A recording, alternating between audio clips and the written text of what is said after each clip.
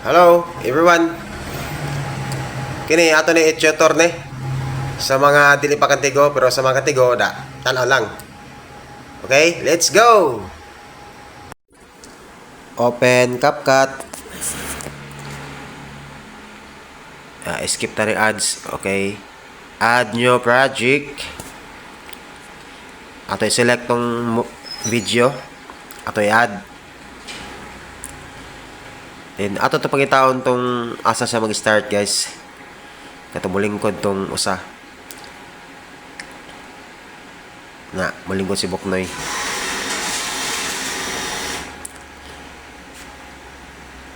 Ato lang wat to as dapit ni be sa ana. Ato na i-split para ato nang hilahanan kung asa siya mag-start niya.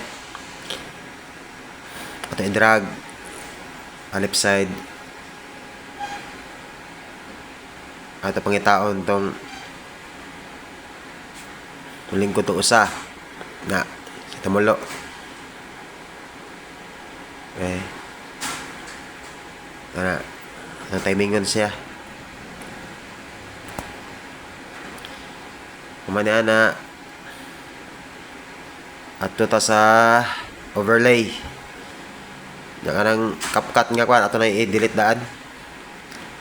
Diyan man ato na i-long press ato i-padagan sa pikas ato sa ato isakto. Kanang na ay ilhanan tong split kana. Ilhanan na siya.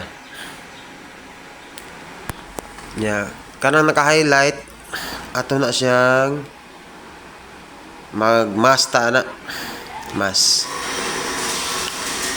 ato pilion ning horizontal kana nya kanang yellow nga linya ato nang tuyokon para mabahin para makita nang duha ka buok nya ato na i-adjust ang iyang fader ato na i-adjust para dili pa halata mura siya og tinuod ba na ito na timing ko lang nato na kailangan di mo touch ang iyang gining iyang kamot ana di mag-abot kay maputol kung mag-abot sa linya na kung okay na imo na lang siyang i-try kung padagan i-play lang nimo. Okay, pwede na i-export para i-upload para na kay Reels. Okay, bye bye. Ito ya magabong ko.